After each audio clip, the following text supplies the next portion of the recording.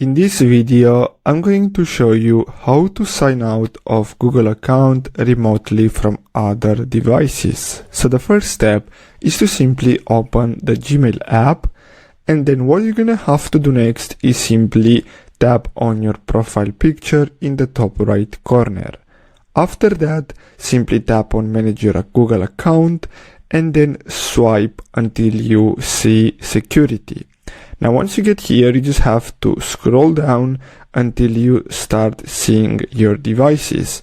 Now simply tap on Manage all devices, and then here you're gonna have the list with all the devices that your Google account are connected to. So simply tap on any of these. Now it's gonna ask you for the Google password in some cases. Now all we have to do now is simply tap on the sign out button, and basically that's all we have to do. So I really hope you found this video helpful. Thanks for watching, guys.